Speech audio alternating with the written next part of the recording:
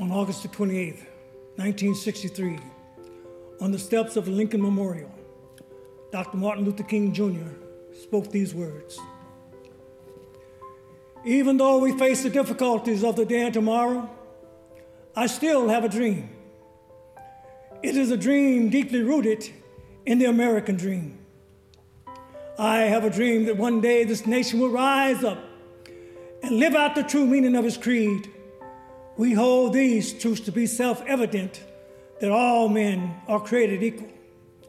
I have a dream that one day on the red hills of Georgia, the sons of former slaves and the sons of former slave owners will be able to sit down together at the table of brotherhood.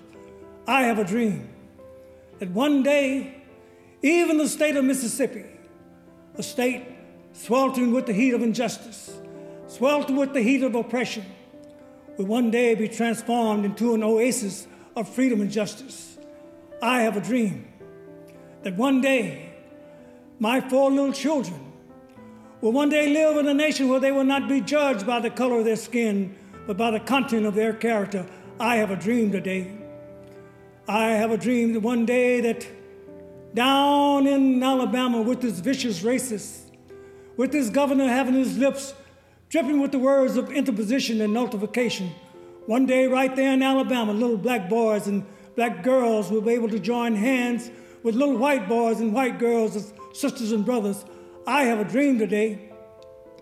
I have a dream that one day every valley shall be exalted.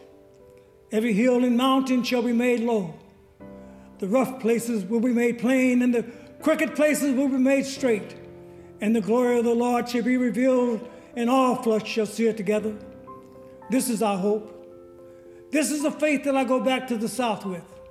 And with this faith, we will be able to hew out of the mountain of despair a stone of hope.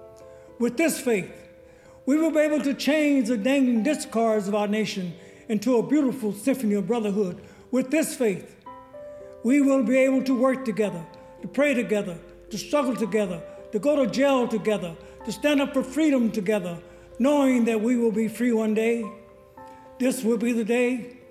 This will be the day when all of God's children will be able to sing with new meaning. My country, tears of thee. Sweet land of liberty, of thee I sing. Land where my fathers died, land of the pilgrim's pride. And from every mountainside, let freedom ring. And if America is to be a great nation, this must become true. So let freedom ring. From the prodigious hilltops of New Hampshire. Let freedom ring from the mighty mountains of New York. Let freedom ring from the heightening Alleghanies of Pennsylvania. Let freedom ring from the snow-capped Rockies of Colorado. Let freedom ring from the curvaceous slopes of California.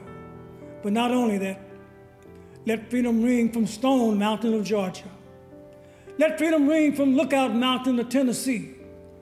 Let freedom ring from every hill and molehill in Mississippi. From every mountainside, let freedom ring. And when this happens, when we allow freedom to ring, when we let it ring from every village, every hamlet, every city, and every state, this will be the day when all of God's children, black men, white men, Jews, Gentiles, Protestants, and Catholics, will be able to join hands and sing in the words of the old Negro spiritual, free at last, thank God Almighty, we're free at last.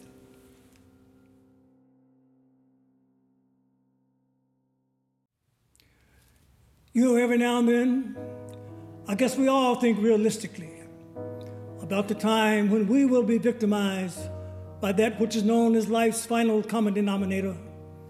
That's something we call death. We all think about it, and every now and then I think about my own death, and I think about my own funeral. And every now and then I wonder, what is it that I would want said? And I leave the word with you tonight.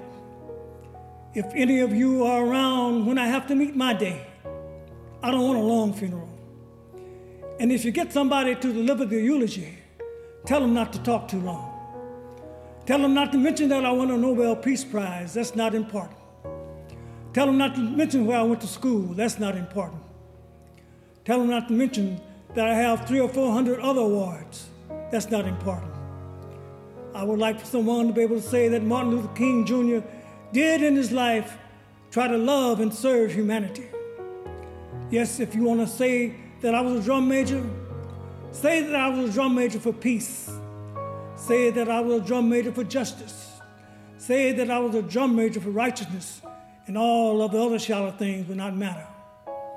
I won't have any money to leave behind.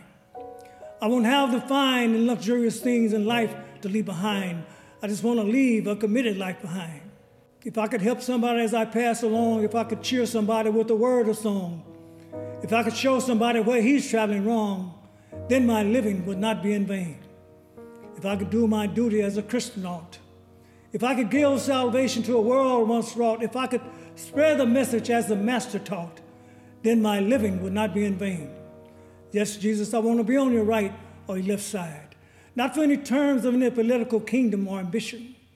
I just want to be there to love and to serve and in commitment to others so that we may make of this old world a new world.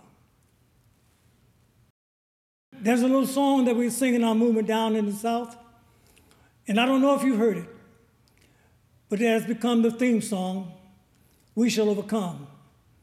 Oh, I've joined hands so often with students and others behind jail bars singing it, We Shall Overcome.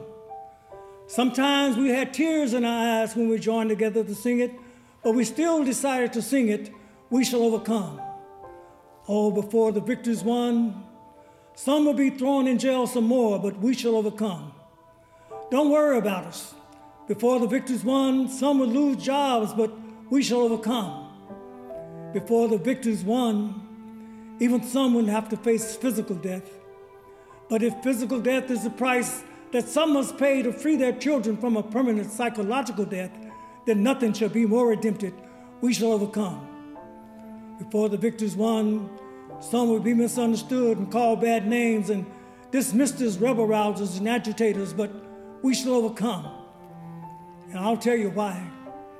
We shall overcome because the arc of the moral universe is long, but it bends toward justice. We shall overcome because Carlyle is right. No lie can live forever.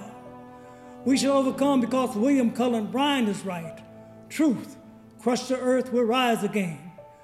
We shall overcome because James Russell Lowell is right. Truth forever on the scaffold.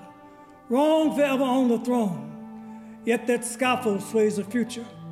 And behind it, them unknown, standeth God within the shadows, keeping watch above his own. We shall overcome because the Bible is right. You shall reap what you sow. We shall overcome. Oh, deep in my heart, I do believe we shall overcome.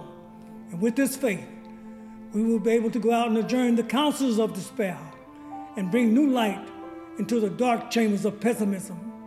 We will be able to rise up from the fatigue of despair to the buoyancy of hope. And this will be a great America. And we will be the participants in making it so. And so as I leave you tonight, I say, walk together, children, don't you get weary. There's a great camp meeting in the promised land.